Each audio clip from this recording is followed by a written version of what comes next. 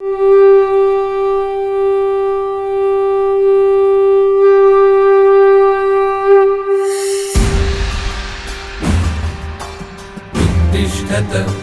जाग्रत प्राप्य वरान् निबोधत। योगमय जीवन हमारा, योगमय हो विश्व सारा, योग ही आधार। नमस्कार, विवेकानंद केंद्र की ऑनलाइन योग फैमिली, आज का सत्र हम प्रारंभ करेंगे। पहले भगवान कृष्ण की वाणी। भगवान कृष्ण गीता के दूसरे अध्याय में कहते हैं, बुद्धि युक्तो जहाति है उभे सुकृत दुष्कृते तस्माद् योगाय युज्यस्व योगः कर्मसु कौशलम। बुद्धि योग का उपयोग करते हुए, अपनी बुद्धि को विवेक युक्त करते हुए हम अपने सुकृत और दुष्कृत जितने भी कर्म किए हों उनको हम जला डालते हैं, जहाती है, नष्ट कर दें।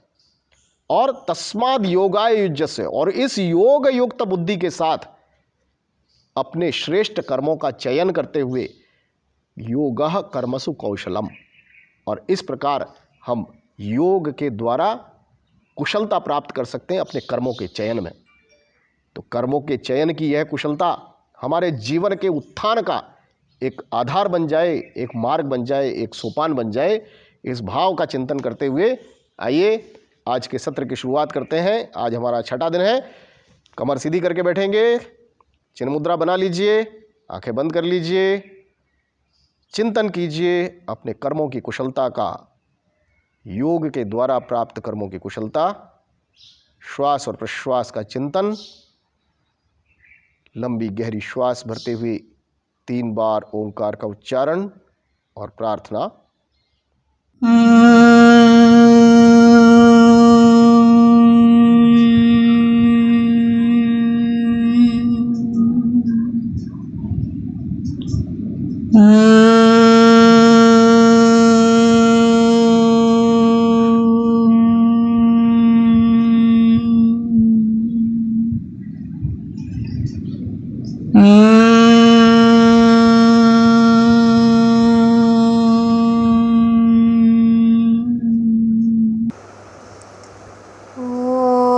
सहनाववतु सहनौ भुनक्तु सह वीर्यङ्करवावहै तेजस्विनावधीतमस्तु मा विद्विषावहै। ॐ शान्ति शान्ति शान्तिः। तो आइए शुरुआत करते हैं आज के सत्र की। वही हमारा शिथिलीकरण अभ्यास प्रारंभ करेंगे। खड़े हो जाएं। तो आइए आज के सत्र की शुरुआत में शिथिलीकरण अभ्यास प्रारंभ में करेंगे। श्वसन के अभ्यास। दोनों पैरों को मिला लें, दोनों हाथ इंटरलॉक करते हुए छाती के पास रखेंगे। 5 बार श्वसन का अभ्यास 0 डिग्री पर। श्वास गहरा भरेंगे, पूरा छोड़ते हुए वापस लाएंगे। 5 बार अभ्यास लगातार देखते हुए। आदरणीय रविंद्र जी जैन हमको करके दिखा रहे हैं। चेहरे पर मुस्कान बना के रखनी है, कहीं कोई खिंचाव या तनाव नहीं है। श्वास भरते हुए हाथ आगे जा रहा है, पूरा हमारा फेफड़ा फूलता है, और जब हाथ वापस लाते हैं तब श्वास छोड़ते हुए हम पूरे फेफड़ों को सिकोड़ देते हैं। जब 5 बार हो जाएगा तब इसको हम दूसरे लेवल पर लेकर के जाएंगे। 5वें अभ्यास के पश्चात फोरहेड के सामने 45 डिग्री। श्वास भरते हुए ऊपर, श्वास छोड़ते हुए पुनः छाती के ऊपर। चाहे तो अभ्यास को हम आंखें बंद करके भी कर सकते हैं। रियलाइजेशन अत्यंत गहराई तक अनुभव करना है, एक एक श्वास और प्रश्वास के साथ, रिदम के साथ। लंबी गहरी श्वास भरना है, लंबी गहरी श्वास छोड़ना है। 5 बार इस अभ्यास को दोहराएंगे।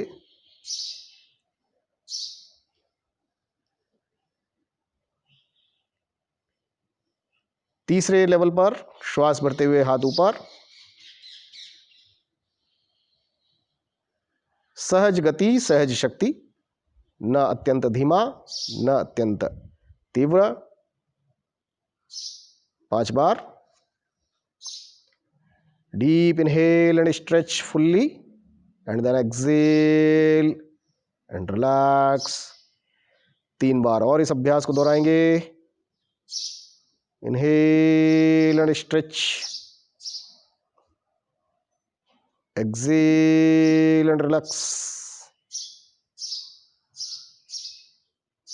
inhale and stretch, exhale and relax। अंतिम बार। Inhale and Excel. दोनों हाथों को नीचे कर लीजिए। आंखें बंद करते हुए रियलाइज कीजिए आया हुआ परिवर्तन। श्वास और प्रश्वास के परिणाम का हम स्पष्ट रूप से अपने फेफड़ों के तीनों स्तर पर अवलोकन कर सकते हैं। अगले अभ्यास के लिए तैयार हो जाएंगे। दोनों पैरों को मिला लेंगे। दोनों हाथों को जंघाओं के पास रखते हुए ऊपर की ओर श्वसन, श्वास भरते हुए हाथों को ऊपर लेके जाएंगे। एकम, इनहेल कंप्लीटली एंड द्वे, एक्सेल कंप्लीटली। एड़ियां भी नीचे की ओर आ जाएंगी। श्वास लेते समय एड़ियों को उठाना, छोड़ते समय लाना। त्रिणी, इनहेल कंप्लीटली, चत्वारी, एक्सेल करते हुए वापस नीचे। पंच, षट, सप्त, अष्ट, नव, 10। हॉरिजॉन्टली एक्सपांड करेंगे अपने फेफड़ों को, दोनों हाथ सामने रखते हुए। एकम, द्वे, त्रीणि, चत्वारि, पंच, षट, सप्त, अष्ट, नव, 10। Relax for a while. Observe the changes. Feel the vast expansiveness into deep muscles. आइए स्थिर दौड़ की शुरुआत करेंगे। धीरे धीरे अपने स्थान पर दौड़ना प्रारंभ करें। धीरे धीरे कदम ताल करते हुए श्वास के साथ इस गति को हमको लयबद्ध करना है। एक पैर उठ रहा है तो श्वास भर रहे हैं, एक पैर नीचे जा रहा है तो श्वास छोड़ रहे हैं। आइए जंघाओं तक अपने घुटनों को लेकर जाने का प्रयास करेंगे। 1, 2, 3, 4, 5, 6, 7, 8, 9, 10। स्लो डाउन, धीरे धीरे रुकना नहीं है। श्वासों को संतुलित कीजिए। दूसरे अभ्यास के लिए जाइए। अपने एड़ियों को पीछे नितंबों पर स्ट्राइक करेंगे। स्टार्ट। 1, 2, 3, 4, 5, 6, 7, 8, 9, 10। Gently slow down. तीसरा अभ्यास, दोनों पैरों को दाएं बाएं फेंकेंगे। अपने घुटनों को आपस में जोड़ करके ही रखेंगे नजदीक। यस, उठाइए पैरों को और दाएं बाएं फेंकिए। श्वास का तालमेल बना करके रखिएगा। आनंद की अनुभूति, चेहरे पर कोई तनाव नहीं। धीरे धीरे गति कम करते हुए और फिर अंत में हम जंपिंग का अभ्यास करेंगे। Strike jump. 1, 2, 3, 4, 5, 6, 7, 8, 9, 10। Slow down, rest. चलिए मुख धोती का अभ्यास। दोनों पैरों में अंतर करते हुए तेजी से श्वास बाहर छोड़ें। मुंह से श्वास को बाहर छोड़ेंगे, नासिका से भरेंगे। 5 से 7 बार इस क्रिया को दोहराएं।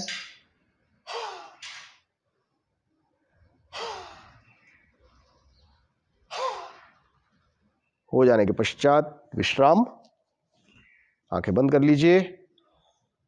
आए हुए परिवर्तनों को रियलाइज कीजिए।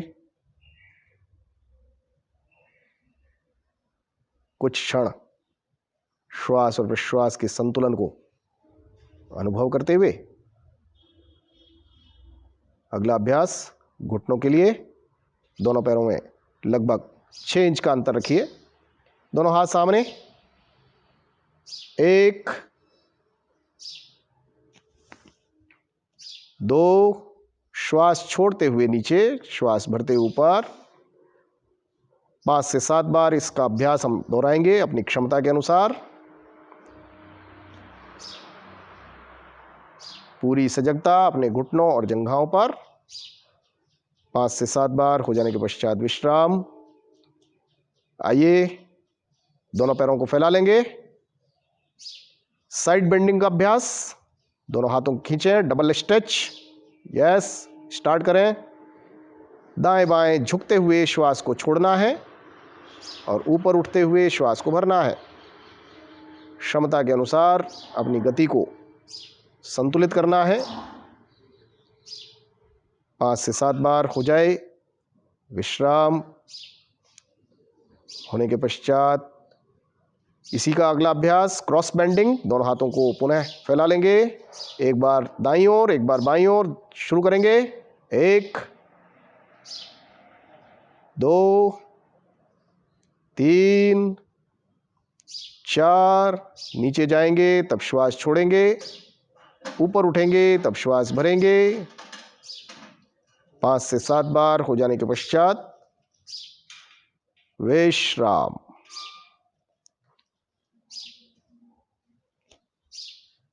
अगला अभ्यास करेंगे मेरुदंड की ट्विस्टिंग। दोनों पैरों को मिला लेंगे। दोनों पैरों को मिला लेंगे। दोनों हाथ सामने और दाएं बाएं हाथ ले जाते हुए घूमना। एक हाथ कंधे पर आएगा और दूसरा हाथ पीछे जाएगा। स्टार्ट करेंगे। एकम द्वे। गति को बढ़ाएंगे क्षमता अनुसार। दोनों ओर श्वास छोड़ते हुए पीछे जाने का प्रयास। मेरुदंड का प्रत्येक मन का nice twisting. Feel the twisting and stretching. धीरे धीरे स्लो डाउन करते हुए रिलैक्स। आंखें बंद कर लीजिए। आए हुए परिवर्तनों का ध्यान करेंगे। अगला अभ्यास करेंगे शोल्डर स्ट्रेचिंग। करेंगे शोल्डर रोटेशन का अभ्यास। अंगूठे अंदर रखते हुए मुट्ठियां बनाएंगे। हाथों को घुमाइए। श्वास भरते हुए हाथ ऊपर की ओर जाएंगे, श्वास छोड़ते हुए नीचे की ओर।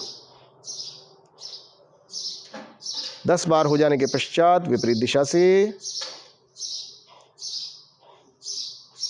चेहरे पर सौम्यता, मृदुलता बनाए रखते हुए विश्राम। करेंगे नेक रोटेशन का अभ्यास। नेक मूवमेंट्स। दोनों हाथ पीछे बांधते हुए 3-3 बार अभ्यास को दोहराएंगे। गर्दन को पीछे लेकर के जाएंगे, श्वास भरते हुए। आगे झुकाएंगे, श्वास छोड़ते हुए। 3 बार अभ्यास को करने के पश्चात दाएं बाएं झुकाएंगे। एक बार राइट साइड, एक बार लेफ्ट साइड। सहज गति, सहज शक्ति के साथ।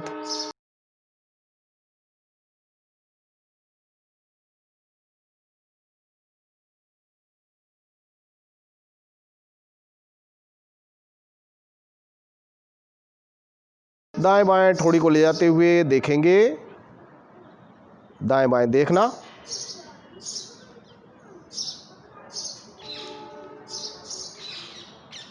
स्विफ्ट मूवमेंट, बिना किसी तनाव के।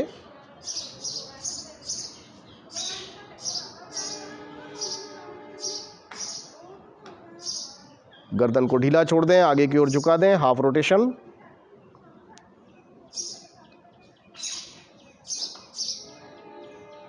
सहज गति, सहज शक्ति। 3 बार हो जाने के पश्चात इसी अभ्यास को पीछे की ओर से दोहराएंगे। आराम से विश्राम। धीरे से एक बार गहरी श्वास, ओंकार का उच्चारण।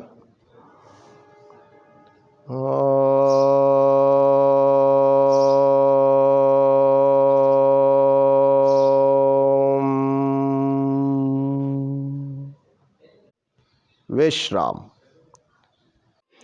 धीरे से अपने स्थान पर बैठ जाएं। आराम की स्थिति का अनुभव करें। दोनों हाथों को पीछे टिका दें। रिलैक्स होकर बैठें। आंखें बंद कर लें। महसूस कीजिए आए हुए परिवर्तन। आइए हम करेंगे बटरफ्लाई स्ट्रेचिंग का अभ्यास।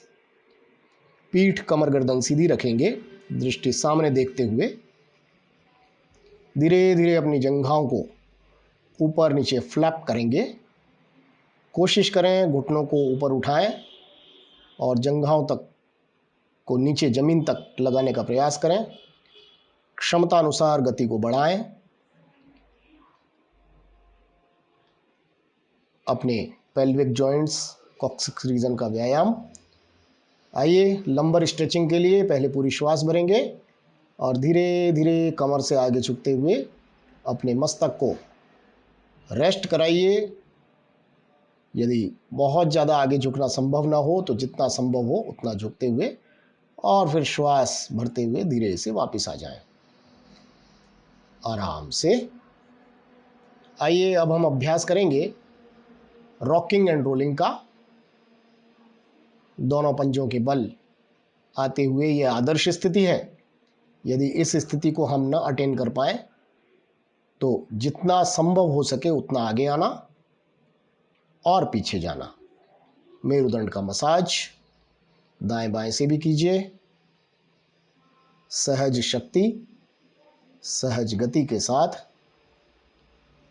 आनंदपूर्वक अनुभव कीजिए। चेहरे पर मुस्कान, रिलैक्स। अनुभव कीजिए आया हुआ परिवर्तन। करेंगे अगला अभ्यास leg raising. Inhale and up towards 90 degree, exhale and come back. श्वास भरते हुए पैरों को ऊपर उठाना है। श्वास छोड़ते हुए धीरे धीरे नीचे लाना है। पैरों को नीचे लाते समय ध्यान देंगे कि पैरों को पटकना नहीं है। आराम से रखना। नाभिक क्षेत्र पर आ रहे स्पंदनों को महसूस करते हुए relax. Feel the vibrations on the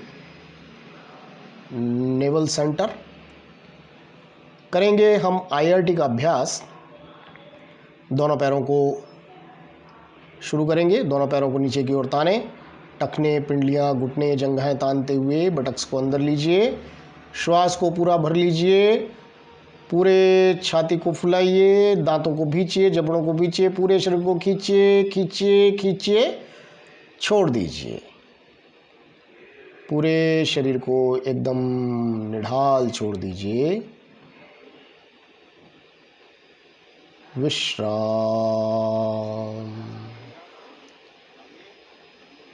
आइए हम अब सूर्य नमस्कार का अभ्यास करेंगे। हिरण्मयेन पात्रेण सत्यस्यापिहितं मुखं तत्त्वं पूषन्न पावृणु सत्यधर्माय दृष्टये।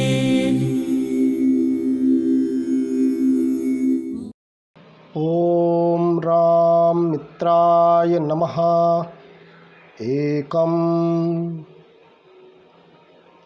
द्वे त्रीणि चत्वारि पञ्च षट् सप्त अष्ट नव दश एकादश द्वादश। ॐ ह्रीं रवये नमः। एकं द्वे त्रीणि चत्वारि पञ्च षट् सप्त अष्ट नव दश एकादश द्वादश। ॐ ह्रूं सूर्याय नमः। Inhale exhale inhale exhale inhale and exhale, exhale and hold the breath, inhale exhale, inhale and exhale, inhale exhale, inhale and breathe out. ॐ ह्रीं भानवे नमः। एकं द्वे त्रीणि चत्वारि पञ्च षट् सप्त अष्ट नव दश एकादश द्वादश। ॐ रौं खगाय नमः। एकं द्वे त्रीणि चत्वारि पञ्च षट् सप्त अष्ट नव दश एकादश द्वादश। ॐ रः भास्कराय नमः। श्वास प्रश्वास श्वास प्रश्वास श्वास एवं प्रश्वास प्रश्वास एवं कुंभक श्वास प्रश्वास श्वास एवं प्रश्वास श्वास प्रश्वास श्वास एवं प्रश्वास। विश्राम।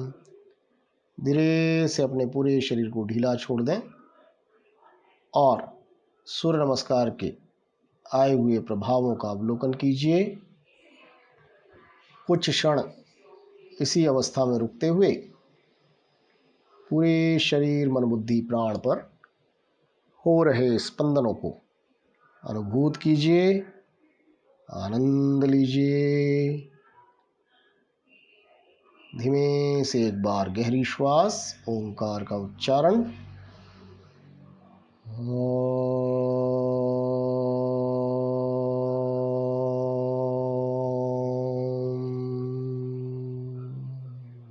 आइए करेंगे हम अग्निसार क्रिया का अभ्यास।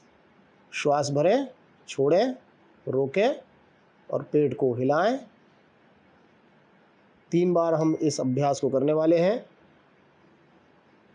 पेट की फ्लैपिंग एक बार में 10 से 15 बार करेंगे। पुनः श्वास को भरें, छोड़ें, रोकें, पेट को हिलाएं।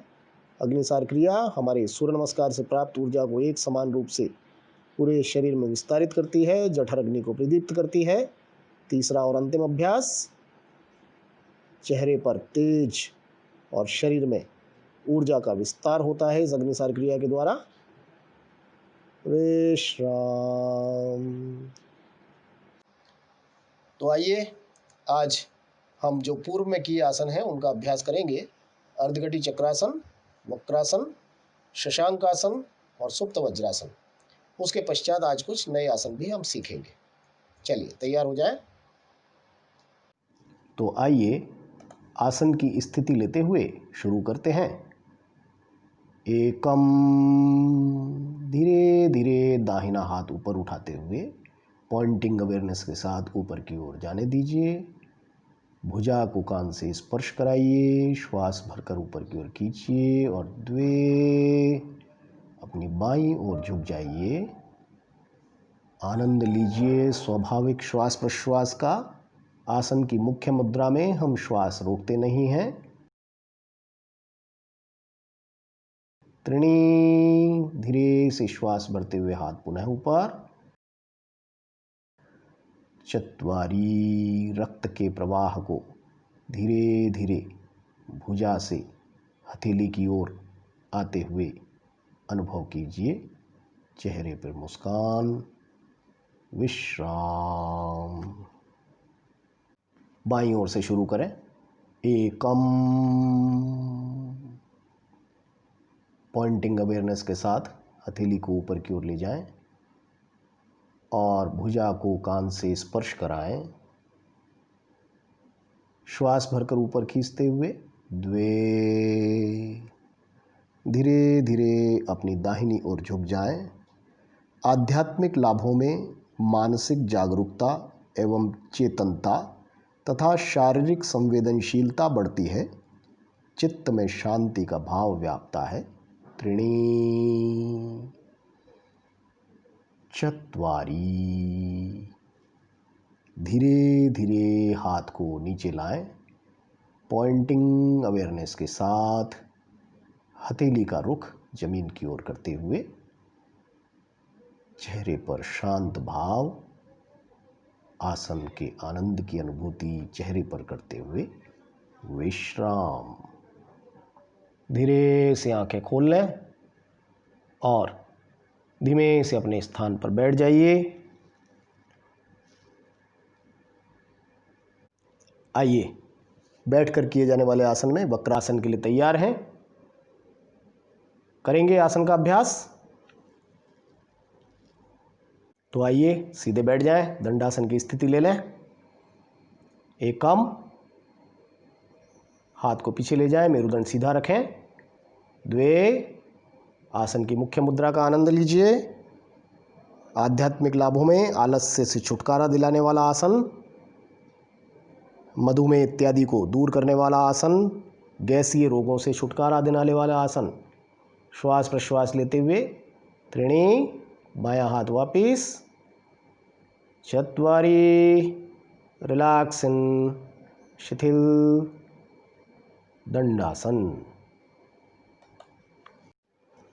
आइए इसी आसन को दूसरी ओर से करते हैं। दंडासन की स्थिति। एकम, अपने बाएं पैर को मोड़िए। द्वे, दाहिने हाथ को पैर के बाहर से निकाल दें और पीछे की ओर देखें। रीढ़ के स्नायुओं के स्वास्थ्य को ठीक रखता है। श्वास प्रश्वास बराबर चलती रहेगी। त्रीणी, चत्वारी, रिलैक्सन, शिथिल, दंडासन। वज्रासन की स्थिति बनाएंगे हम। दंडासन की स्थिति ग्रहण करेंगे। वज्र का अर्थ होता है हीरा, जो कठोर होता है। उसी प्रकार से हमारे शरीर को वज्र के समान बनाने वाला यह आसन है। एकम, दाहिने पैर को मोड़ते हुए अपने शरीर के वेट को दाहिनी एड़ी पर शिफ्ट करते हुए, द्वे, दोनों एड़ियों के मध्य अपने हिप्स को अवस्थित कर लें। ध्यान दीजिए, पंजों को खड़ा नहीं रखना है, फ्लैट रखना है। वज्रासन अत्यंत सुंदर अभ्यास। ध्यान कीजिए, इस अवस्था में ध्यानात्मक स्थिति के लिए अत्यंत लाभकारी अभ्यास है। आइए, वज्रासन के साथ ही हम आगे के आसन के अभ्यास के लिए तैयार हो जाएं। शशांकासन। शशांकासन के लिए हम अपने दोनों हाथों को पीछे की ओर लेकर के जाएंगे। त्रीणि चत्वारि। धीरे धीरे पहले पेट को जंघा से स्पर्श कराएं, फिर छाती को घुटनों से और अंत में मस्तक को भूमि से स्पर्श करा दीजिए। विशेष रूप से इस आसन में सारा शरीर आराम का अनुभव करता है और संपूर्ण शरीर में विशेष संवेदनशीलता व्याप्त हो जाती है। मानसिक शांति और संपूर्ण शारीरिक तंत्र की शीतलता का अनुभव इस आसन में हम करेंगे। आंखें बंद करते हुए आनंद लीजिए। आमाशय अवयवों में रक्त का प्रवाह बढ़ाता है। पीठ के निचले हिस्से और पेड़ू के नीचे की पेशियों को बलिष्ठ बनाने वाला इस आसन से वीरता बढ़ती है। ईश्वर प्रणिधान का भाव हमारे मन में उत्पन्न होता है। आनंद लीजिए इस अवस्था का। शांति का अनुभव, रक्त का प्रवाह हमारे मस्तिष्क की ओर बढ़ रहा है। अनुभव करते हुए पंच। धीरे धीरे मस्तक को भूमि से अलग कीजिए, छाती को घुटनों से अलग करते हुए और फिर पेट को जंघाओं से अलग करते हुए संपूर्ण सजगता अपने मस्तिष्क की ओर रखिए। ध्यान दीजिए, रक्त का प्रवाह मस्तिष्क से शरीर की ओर लौट रहा है। शट, विश्राम, रिलैक्स। पूरक आसन में सुप्त वज्रासन का अभ्यास। त्रीणि। धीरे धीरे कोहनियों का सहारा लेते हुए पीछे की ओर हो जाए। चत्वारि। दोनों हाथों को क्रॉस करते हुए अपने सिर के नीचे स्थापित कर दीजिए और आनंद लीजिए। अपने पैरों में खिंचाव का अनुभव कीजिए। सावधानी रखते हुए अनुभव कीजिए। रीढ़ के निचले हिस्से में जो अवस्थित शक्तियां हैं उनकी निष्क्रियता को बढ़ाने वाला नियमित अभ्यास से मन में शांति का भाव स्थापित करता है। जो व्यक्ति खड़े होकर काम करते हैं उनके लिए अत्यंत उपयोगी आसन। पंच। कोहनियों का सहारा लेते हुए षट। पुनः वज्रासन। सप्त। धीरे से बाएं पैर को खोलें। अष्ट। धीरे से दोनों पैरों को खोलते हुए शिथिल दंडासन में विश्राम करते हुए रिलैक्स। एक बार गहरी श्वास, ओंकार का उच्चारण।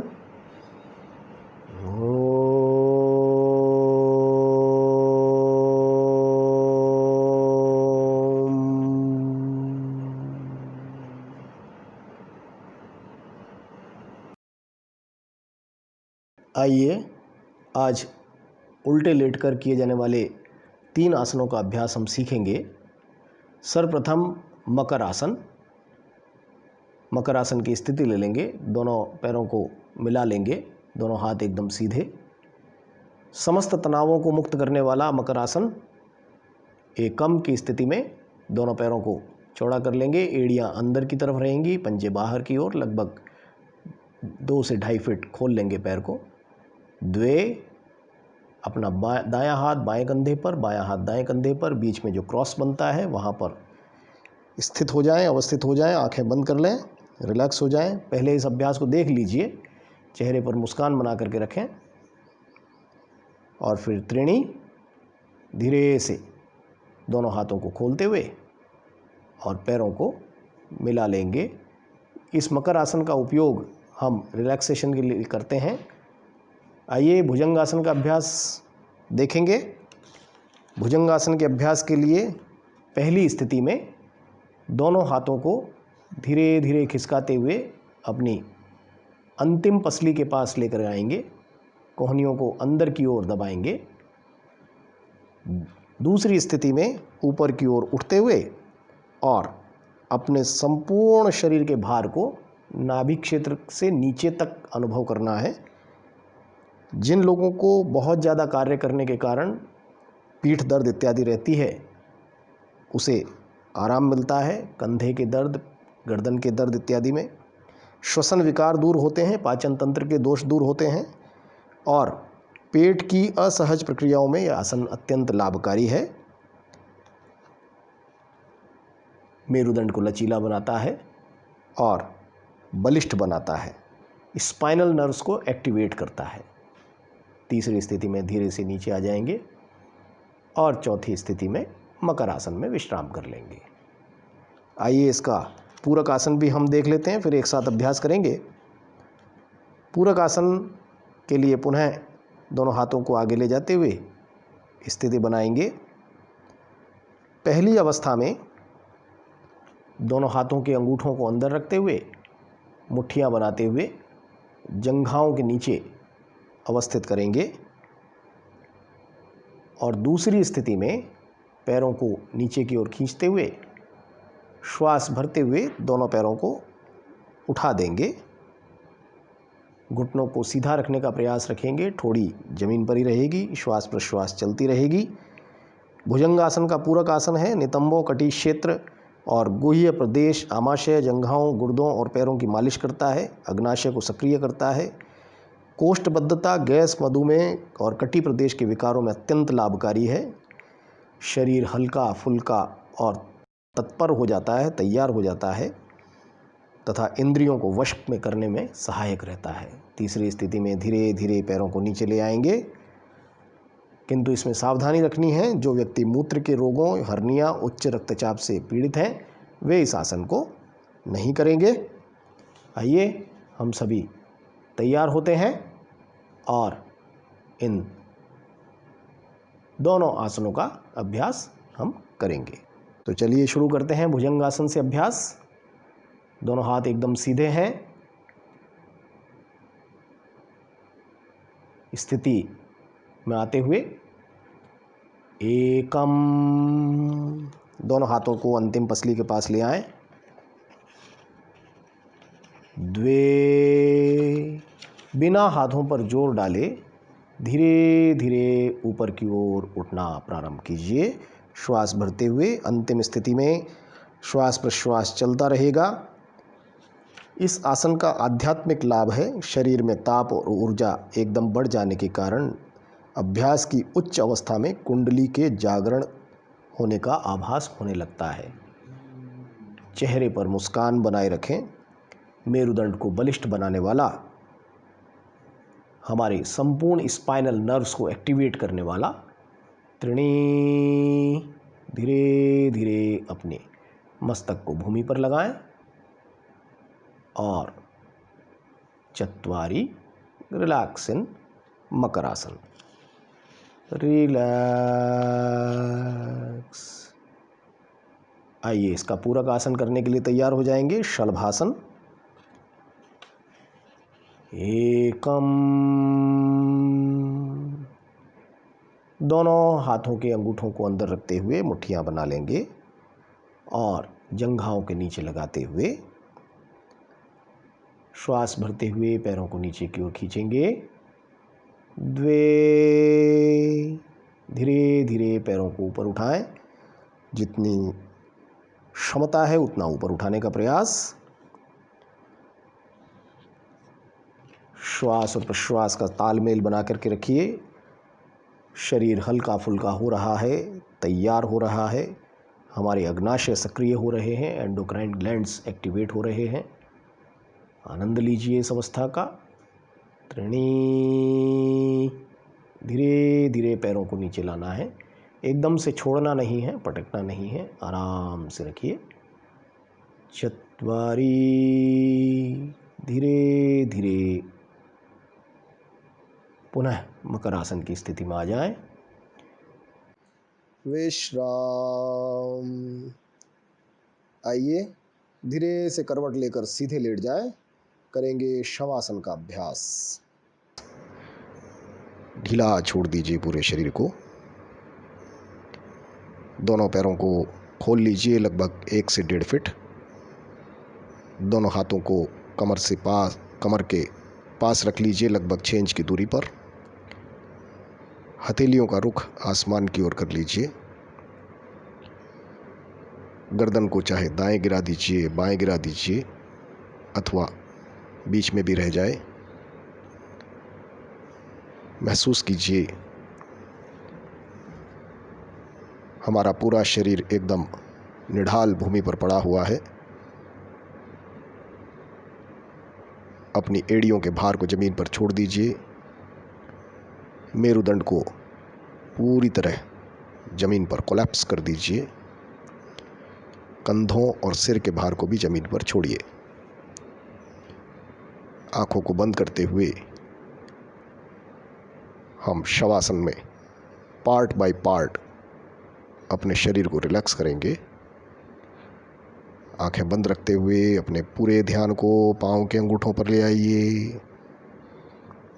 पाँव के अंगूठों के ऊपरी छोरों पर देखिए। पाँव के अंगूठे, उसके पास वाली उंगली, तीसरी उंगली, चौथी उंगली, पांचवी उंगली, पाँव के पंजों के छोरों पर, पाँव के पंजों की जड़ों में, पाँव के पंजों के बीच में जो खाली स्थान है, उंगलियों के बीच में खाली स्थान, वहाँ पर अपनी चेतना को संचारित होते हुए अनुभव कीजिए। स्पंदनों के साथ चेतना बढ़ती हुई हमारी तलवों में, एड़ियों में अनुभव कीजिए। चेतना का ऊर्ध्वगामी गमन हो रहा है। स्पंदनों को अनुभव करते हुए पिंडलियों तक आइए। अपनी पिंडलियों में स्पंदनों को अनुभव करते हुए घुटनों को रिलैक्स कीजिए, जंघाओं को रिलैक्स कीजिए। अपने जंघाओं के जोड़ों को, नितंबों को रिलैक्स करते हुए संपूर्ण दाएं पैर को देखिए और बाएं पैर का निरीक्षण कीजिए। दोनों पैर एकदम शांत, शिथिल। एक बार गहरी श्वास भरेंगे। आकार का उच्चारण।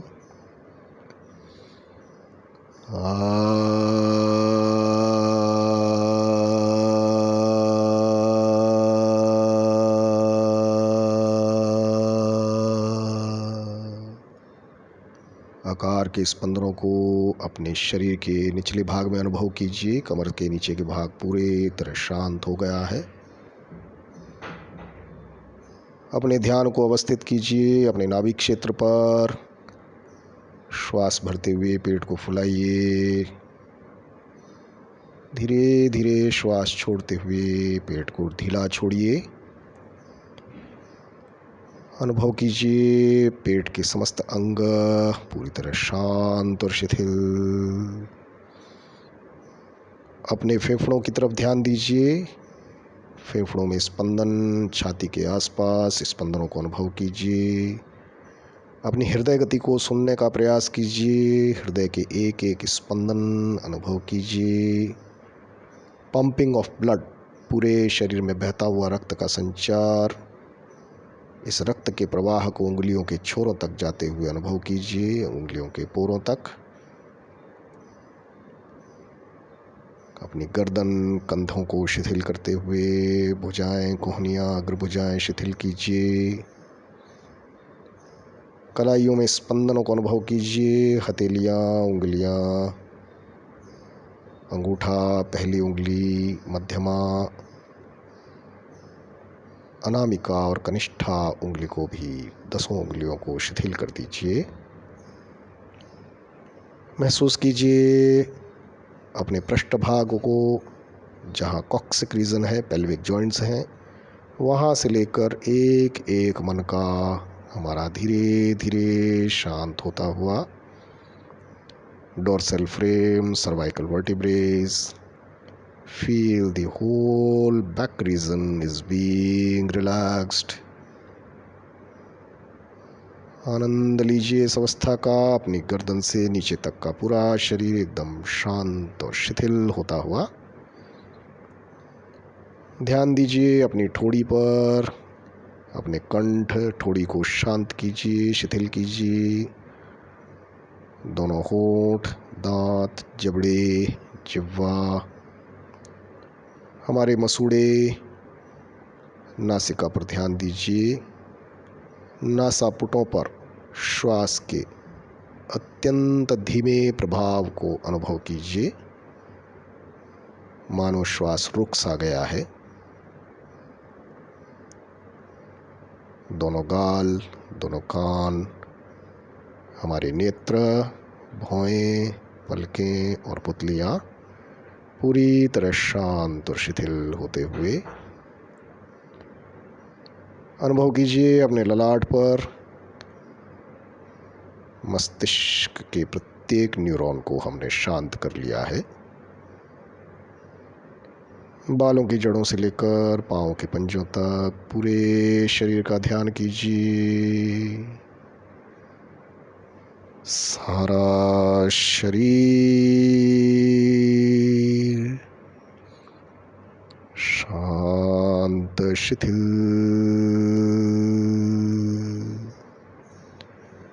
आराम से।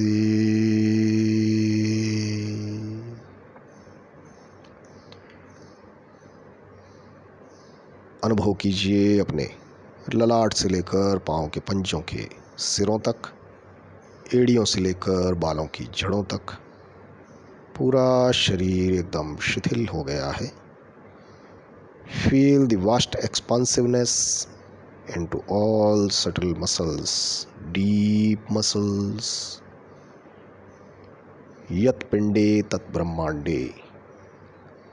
जितना विस्तार हम ब्रह्मांड में देखते हैं, उतना ही विस्तार हमारे भीतर भी है।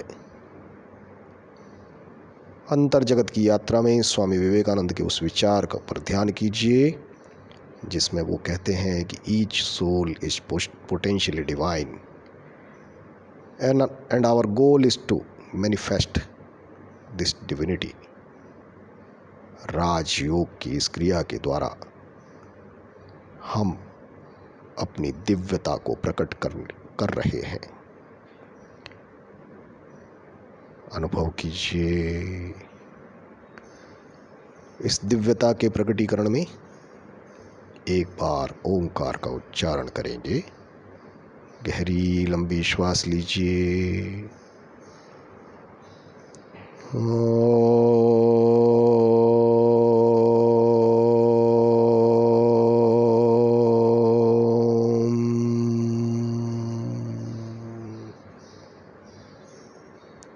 संपूर्ण शरीर को प्रत्येक स्तर पर स्पंदित होते हुए अनुभव कीजिए। आनंद लीजिए इन गहरे स्पंदनों का। धीरे धीरे इस अवस्था से बाहर आएंगे। जल्दबाजी नहीं करेंगे, आंखें बंद ही रखेंगे। दोनों पाँव के पंजों की उंगलियों को हल्के हल्के हिलाइए। दोनों पाँव के पंजों को हल्के हल्के चलाइए। धीरे धीरे दोनों हाथों की उंगलियों को हिलाइए। दोनों पैरों को धीरे से साथ जोड़ते हुए दाहिने हाथ को जमीन से खिसकाते हुए भुजा को कान की कनपट्टी तक लगा दें। धीरे से दाहिनी ओर करवट ले लीजिए। बायां हाथ कमर के ऊपर रखा हुआ। अब धीरे से जो हाथ ऊपर रखा है उसे अपने पेट के सामने, नाभि के सामने रख लीजिए, छाती के पास रख लीजिए और सिंगल लीनियर अवेयरनेस के साथ धरती के स्पर्श का आनंद लीजिए। कुछ क्षण धरती माता की गोद में विश्राम का अनुभव करते हुए धीरे धीरे दोनों हाथों का सहारा लेते हुए अपने स्थान पर उठकर बैठ जाएं।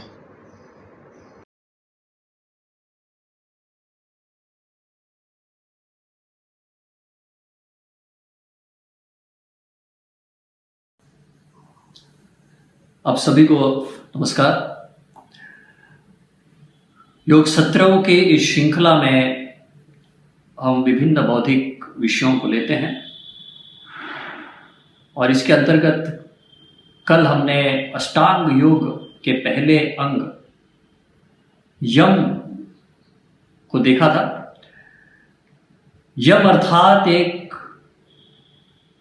सामाजिक प्राणी के रूप में, समाज के एक घटक के रूप में मेरा आचरण कैसा होना चाहिए, समाज के साथ हर व्यक्ति का आचरण कैसा होना चाहिए, व्यवहार कैसा होना चाहिए, किन बातों का विशेष ध्यान रखना चाहिए जिससे कि समाज का एकात्म भाव बना रहे, समाज की अखंडता बनी रहे।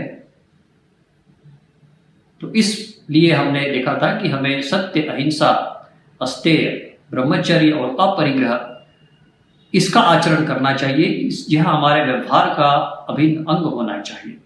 ये पांचों ही यम हमारे व्यवहार के अभिन्न अंग होने चाहिए।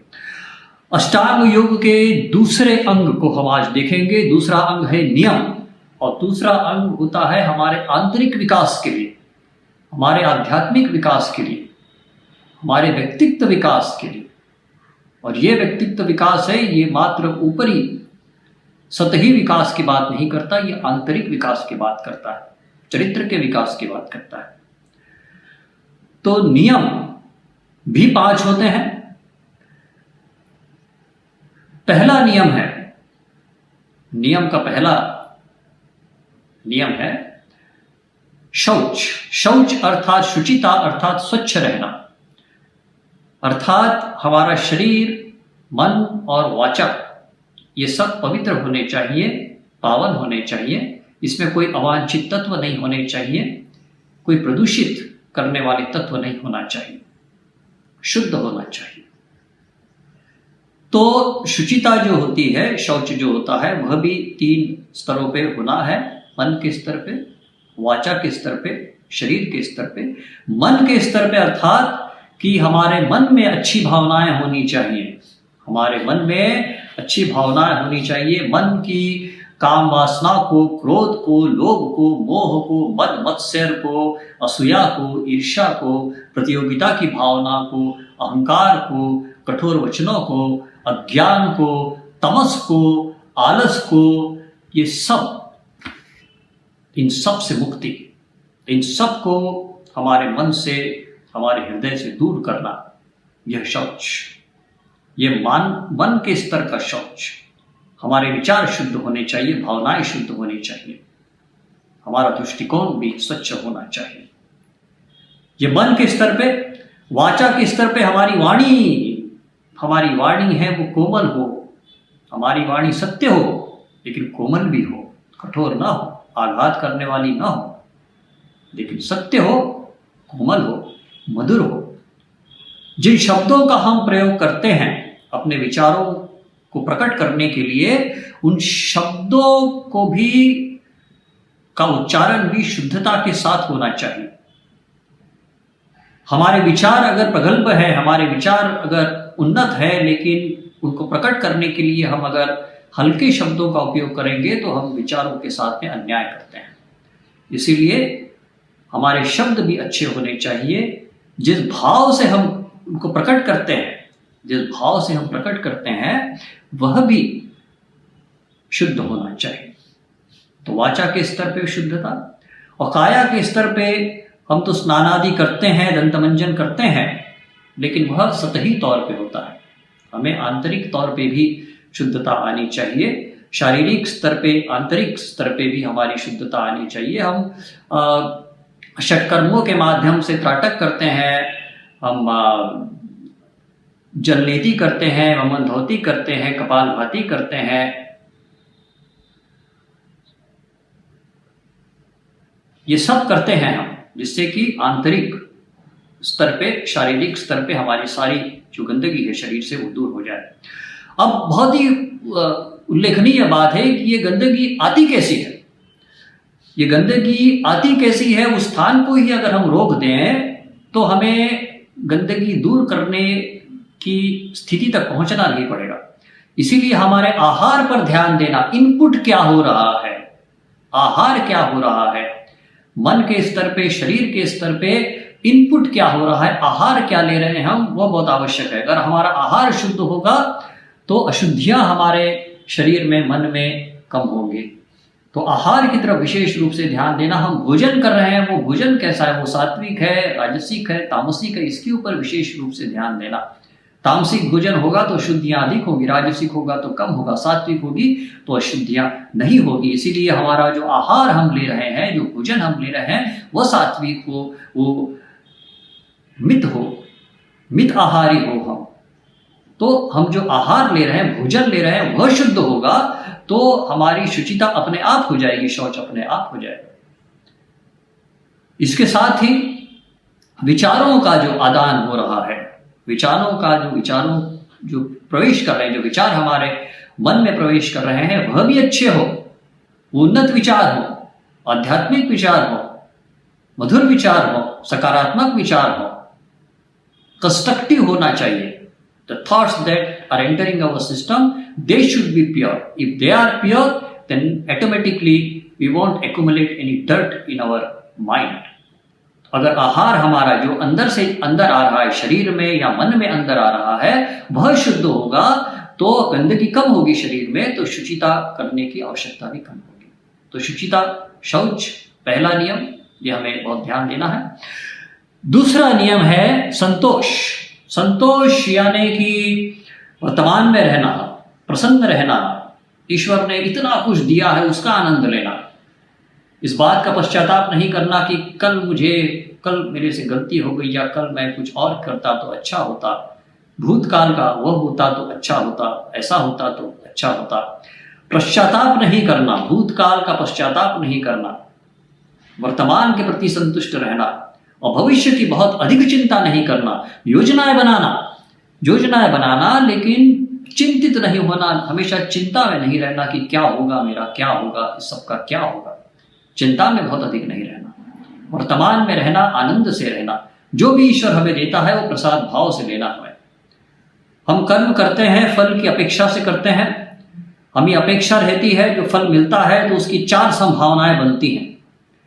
4 संभावना ऐसी बनती है कि एक तो हमें जो फल मिला है वह हमारी अपेक्षा के अनुरूप मिला है, अगर वैसा मिलता है तो बहुत अच्छी बात है। दूसरा होता है कि हो सकता है मैंने अपेक्षा की उससे अधिक हमें प्राप्त हो गया, तो वो भी एक संभावना है। तीसरी संभावना है कि हमने कर्म किया, पूरी शक्ति से कर्म किया, पूरे मन से कर्म किया, लेकिन हमें जो फल प्राप्त हुआ वो हमारी अपेक्षा थी उससे कम प्राप्त हुआ, तो वो भी एक संभावना बनती है। चौथी एक संभावना बनती है कि हमने कर्म तो किया लेकिन फल जो प्राप्त हुआ हमारे अपेक्षा के एकदम विपरीत प्राप्त हुआ, एकदम विपरीत। What we expected and what we got as a result, they are absolutely opposite. ये चारों संभावनाएं होती है। ये चारों कर्म फलों को, चारों संभावनाओं में से कोई भी कर्म फल हमें मिले, हमें आनंद से, प्रसाद भाव से लेना चाहिए। जैसे हम मंदिर में जाते हैं तो जो भी हमें प्राप्त होता है हमें उसे प्रसाद भाव से लेते हैं। हम ऐसा नहीं कहते कि भगवान तुमने कम दिया, पंडित से ऐसा नहीं कहते कि तुमने कम दिया या ज्यादा दिया। हम जो भी मिलता है हमें बगैर उसकी टीका टिप्पणी करते हुए हम उसे ग्रहण करते हैं। तो इसीलिए कर्म फल भी हमें प्रसाद भाव से लेंगे तो संतोष रहेगा हमारे मन में। लेकिन प्रयास में हमें निरंतर अपने आप को आगे बढ़ाते रहना चाहिए। हमें अगर आगे जाना है तो उसके लिए हमें क्या करना है, तो ये तीसरा नियम हमें बताता है आत्मोन्नति के लिए हमें क्या करना है। हम नियम देख रहे हैं आज हम 5 नियमों को देख रहे हैं जो हमारे आत्मविकास के लिए, आत्मोन्नति के लिए, आध्यात्मिक विकास के लिए आवश्यक है, आंतरिक विकास के लिए आवश्यक है। तो इसमें जो तीसरा नियम है वह हमारे तपस के लिए कहता है, हमें प्रयत्न के लिए कहता है कि आप अपने कंफर्ट जोन से बाहर आ जाइए, आरामदेह स्थिति से बाहर आ जाइए। आप जिस चीज में अभ्यस्त हैं, जो कुशलता आपको प्राप्त हो गई है, जो आप सरलता से कर सकते हैं, आप यहां तक उस स्थिति में पहुंचे हैं। लेकिन अगर आपको आगे जाना है, जीवन में अलग स्थिति में जाना है, तो आपको अलग प्रयास करने होंगे, अलग कुशलताओं की आवश्यकता होगी। अंग्रेजी में कहते हैं कि what has brought you here will not take you there. तो आज इस स्थिति में आप पहुंचे हैं, वो कुशलताएं, वो गुण आपको यहां तक ले आए हैं। लेकिन अगर आपको किसी दूसरे स्थिति में पहुंचना है, उन्नत स्थिति में पहुंचना है, तो अलग कुशलताओं की आवश्यकता होगी, अधिक गुणों की आवश्यकता होगी। इसीलिए हमें गुणार्जन करना है और गुणों का अर्जन करना है और कुशलताओं का अर्जन करना है। इसके लिए हमें प्रयास करना है, इसके लिए हमें आलस से दूर भागना है, इसीलिए हमें अपने आलस को दूर करना है और इसके लिए हमें अपने कंफर्ट जोन से बाहर आने की आवश्यकता है। शरीर कहेगा नहीं मैं नहीं करूंगा, मन कहेगा नहीं जो चल रहा है चलने दो, लेकिन इच्छा शक्ति के बल पे हमें दूसरे गुणों को आत्मसात करना है, दूसरी कुशलताओं को आत्मसात करना है। ये बहुत आवश्यक है। इसके लिए संघर्ष होगा, अपने आप से आंतरिक संघर्ष होगा और इस संघर्ष को दूर करने के लिए तपस करना होगा। चौथा नियम है स्वाध्याय। स्वाध्याय होता है, स्वयं का अध्ययन भी होता है, स्वयं का अध्ययन कि मैं कौन हूं, मेरा स्वरूप क्या है, मैं कैसा हूं, मुझ में कौन से गुण है, कौन से अवगुण है, मेरे सामने कौन से अवसर है, मेरे सामने कौन से खतरे हैं। जिसे स्वॉट एनालिसिस कहते हैं, strength, weakness, opportunities and threats क्या है मेरे। तो अपना स्वयं का स्वॉट एनालिसिस करना, अपने गुणों को देखना, गुणों को देखना, उन्हें सुधारना, गुणों को बढ़ाना और गुणों को सुधारना, निरंतर आत्मावलोकन करते रहना, ये स्वाध्याय है। और इसके लिए हमें अपने अनुभव से सीखना है, दूसरों के अनुभव से सीखना है, ग्रंथों से सीखना है, स्क्रिप्चर से सीखना है, महापुरुषों के जीवनों से सीखना है। निरंतर स्वाध्याय, प्रकृति से सीखना है। Everything in the world is trying to teach you something. सब कुछ प्रकृति में जो हो रहा है, जीवन में हो रहा है, वो हमें उन्नत बनाने के लिए हो रहा है। उस दृष्टिकोण से देखना कि मेरे साथ जो कुछ भी हो रहा है वह मेरी आत्मोन्नति के लिए हो रहा है। It is happening for my self improvement. इस दृष्टि से स्वाध्याय करते रहना, निरंतर आत्मावलोकन करते रहना और अपने आप को उन्नत से उन्नत स्तर पर ले जाते रहना, यह स्वाध्याय है। पांचवा नियम कहता है कि हमें ईश्वर प्रणिधान करना है। ईश्वर प्रणिधान यानी समर्पण करना है, आत्मसमर्पण करना है ईश्वर के प्रति। वो क्यों करना है हमें? वो इसीलिए करना है क्योंकि अगर हमें अहंकार आ जाए कि नहीं हमने तो तपस कर लिया, हमने तो संतोष कर लिया, हमने इतना स्वाध्याय कर लिया, हमने इतना शौच कर लिया, शुचिता कर ली, तो इसका हमने ये कर लिया, मैंने ये कर लिया, ये अहंकार अगर हमें आने लगे तो हमारी प्रगति है वो नष्ट हो जाएगी, थम जाएगी। हमें जितने प्राप्त हुआ है हमारी अवनति हो जाएगी। प्रगति तो दूर की बात, अवनति हो जाएगी।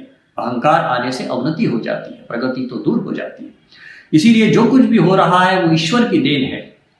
मैं उपकरण हूँ, ईश्वर मेरे माध्यम से कार्य कर रहा है और ईश्वर हमारे माध्यम से कार्य करे। इसीलिए आवश्यक है कि हम ईश्वर के प्रति पूरी तरीके से समर्पित रहें, पूरी तरीके से ईश्वर के प्रति समर्पित रहे, क्योंकि ईश्वर है वो सर्वशक्तिमान है, सर्वज्ञानी है, सर्वत्र है। अहंकार है वो सीमित है, लेकिन ईश्वर है वो सर्वज्ञानी है, सर्वत्र है, सर्वशक्तिमान है। तो हम अपने आप को ईश्वर के साथ में जोड़ के रहेंगे तो ईश्वर की शक्तियां, ईश्वर का ज्ञान हमारे माध्यम से वो फ्लो होता रहेगा, प्रवाह होता रहेगा। इसीलिए आत्मसमर्पण की आवश्यकता है, इसीलिए ईश्वर प्रणिधान की आवश्यकता है। तो ये पांचों नियमों का हम अभ्यास करते रहे नियमित रूप से। इन पांचों नियमों के अभ्यास से हमारा आध्यात्मिक विकास होगा। इन पांचों नियमों के अभ्यास से हमारी आत्मोन्नति होगी। और अष्टांग योग का जो दूसरा अंग है वो हमें इसी के दिशा निर्देश देता है, इसी की शिक्षा देता है।